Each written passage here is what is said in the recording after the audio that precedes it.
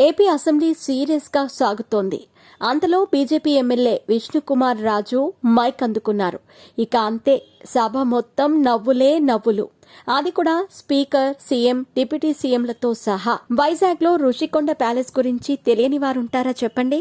కూటమి విజయాన్ని అందుకున్న అనంతరం ఫేమస్ గా నిలిచిన ప్యాలెస్ ఇది.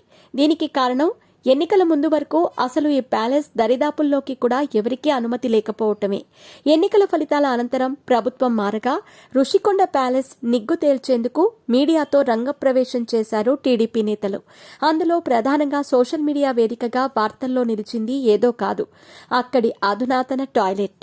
ఇటీవల CM Chandrababu, deputy CM Pawan కళ్యాణ్లు సైతం ఈ ప్యాలెస్ సందర్శించి కోట్ల రూపాయల నిధులను గత ప్రభుత్వం స్వార్థపూరితంగా వ్యవహరించి వృధా చేసినట్లు విమర్శించారు.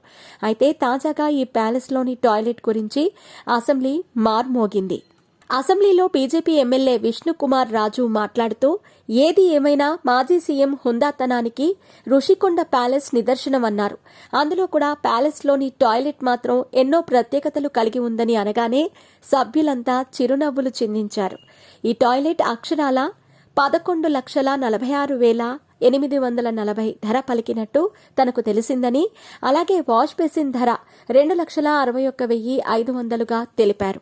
సభలో ఎందరో కోటీశ్వరులున్నారని, కానీ ఇంతటి సదుపాయం గల టాయిలెట్ వాడుతున్నారో లేదో తనకు తెలియదని అన్నారు. రుషికొండ టాయిలెట్ గురించి ప్రత్యేకతలు తెలుసుకుని తాను షాక్ కి గురయ్యానని, వెళ్లి అలా కూర్చుంటే చాలు, అలా వాష్ చేసే సౌలభ్యం ఆటోమేటిక్ గా ఉందన్నారు.